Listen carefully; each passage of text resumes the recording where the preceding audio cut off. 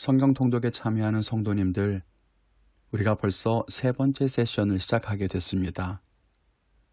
이번에는 우리가 함께 복음서를 제외한 신약 성경 부분을 읽게 됩니다.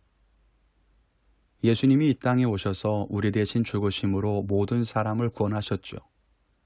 그래서 예수님이 오시기 전과 후로 구분해서 구약 성경과 신약 성경으로 구분한다고 쉽게 이해합니다. 우리가 지난 주간에 남호성 스페셜을 통해서 5일 동안 신약 성경에 대해 간략하게 배웠는데요. 신약 성경의 주제는 예수 그리스도의 복음이 어떻게 세상으로 확장되어 가는가, 교회가 어떻게 세상 속에서 세워지게 되는가, 그리고 성도는 어떻게 삶에서 승리해야 하는가, 이런 내용들을 다루고 있습니다. 그래서 하나님의 뜻이 이스라엘을 넘어서 이제는 온 세계로, 모든 민족에게로 증거되어가는 과정을 그리면서 믿는 자들을 세우는 것이 바로 신약 성경의 내용입니다. 그래서 복음서는 예수 그리스도의 복음이 어떻게 이 땅에 와서 완성되었는가, 예수님의 삶을 중심으로 기록이 되어 있고요. 사도행전은 예수님의 제자들이 복음을 어떻게 세상에 증거해 갔는가, 그 복음의 여정을 담고 있고요. 서신서들은 세상 곳곳에 세워진 교회들을 향해 바른 믿음이 무엇인지 가르치며 성도들을 권면하고 세우는 내용을 담고 있습니다. 오늘은 사도행전에 대해 살펴보려고 합니다. 말씀드렸다시피 사도행전은 예수님의 제자들이 세상에서 어떻게 복음을 전하는가 하는 그 과정을 보여줍니다. 사실 사도행전 그러면 우리 성도님들이 사도 바울을 먼저 떠올리실 건데요. 그런데 바울의 이야기는 사도행전 8장에 비로소 본격적으로 등장합니다. 사도행전의 내용은 부활하신 예수님이 승천하는 것으로부터 시작합니다. 이때 하늘로 올라가시는 예수님이 제자들에게 성령이 오기까지 예루살렘에 머물면서 기다리라, 이렇게 말씀하셨죠. 그리고 마가의 다락방에 모여서 기도하던 제자들에게 오순절에 성령이 임합니다. 성령 받은 제자들은 권능을 받고 담대히 세상에 나아가 복음을 전하기 시작했죠.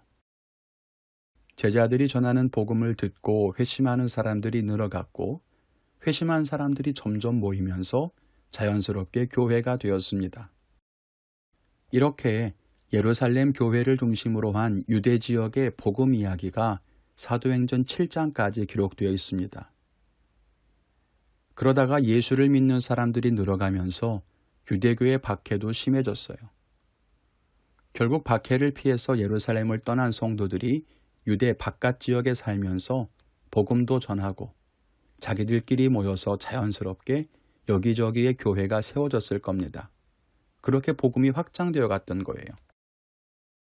참 놀랍지 않습니까? 박해와 핍박은 분명히 고난과 환난이었지만 하나님의 역사는 거기에서 멈추지 않고 더 큰 역사를 이뤄가신다는 것을 우리 모두는 알아야 합니다. 바울은 아시다시피, 그리고 남호성에서 설명드렸듯이 유대인 중에 예수를 믿는 사람들을 이단으로 규정하고 핍박했던 바리새인이었습니다. 그랬던 그가 예수님을 만나고 회심해서 위대한 복음의 전도자가 되지요.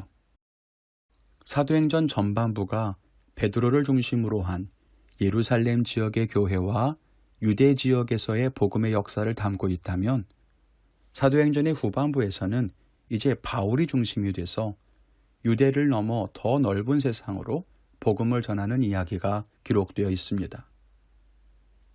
바울은 3번에 걸쳐 전도 여행을 떠나고 소아시아와 유럽에까지 복음을 전하다가 결국 로마에서 순교하게 됩니다.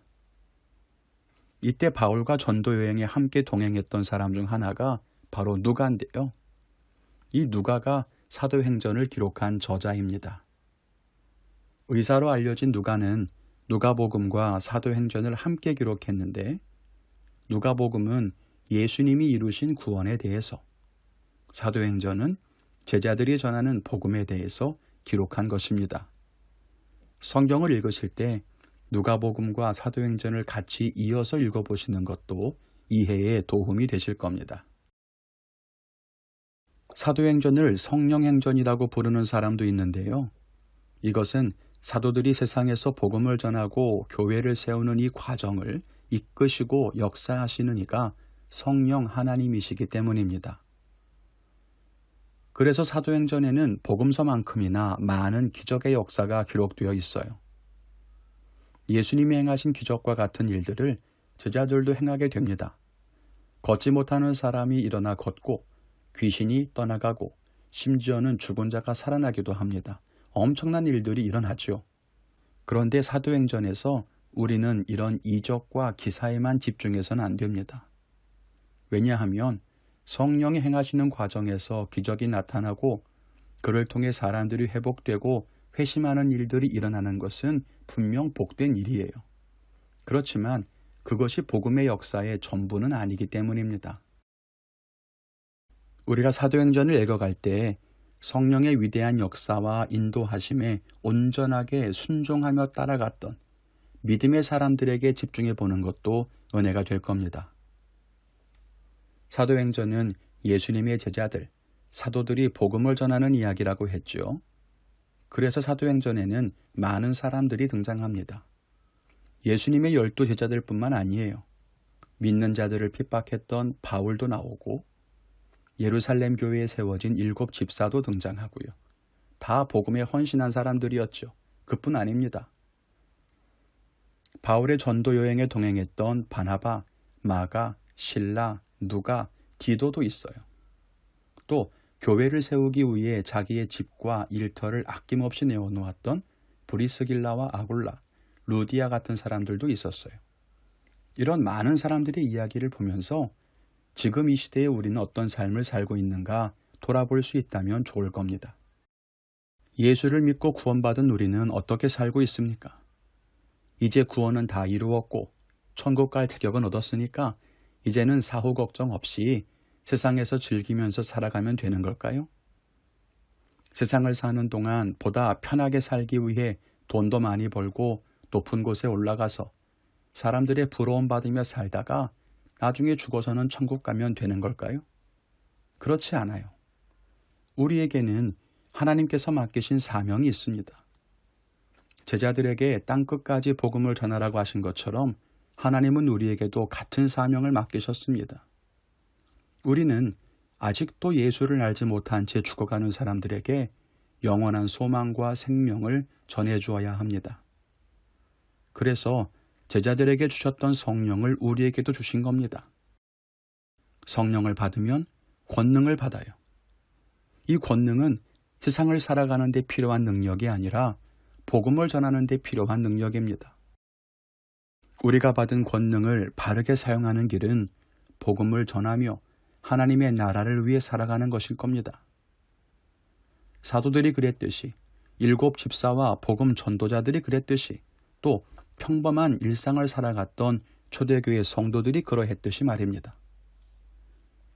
사도들은 핍박과 순교를 두려워하지 않았습니다. 성도들은 자기의 소유를 드리는 것을 아까워하지 않았습니다. 어쩌면 성령이 모든 일을 행하신 것이기도 하지만 이렇게 자기의 삶을 드리는 사람들의 순종과 헌신을 통해서 하나님께서 일하신 것이기도 합니다.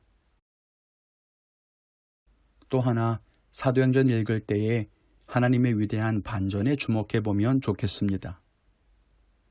예루살렘 교회가 핍박을 당해서 성도들이 순교를 당했습니다. 큰 환란이었죠. 그런데 핍박을 피해서 흩어진 성도들이 있었기 때문에 복음은 더 넓은 세상으로 전해질 수 있었습니다. 바울이 회당과 광장에서 복음을 전하다가 쫓겨났을 때에도 복음을 전하는 일이 큰 장벽을 만난 것처럼 느껴졌을 겁니다. 그러나 자기의 집을 모임 장소로 오픈했던 성도들을 통해서 오히려 교회가 세워지게 되었습니다.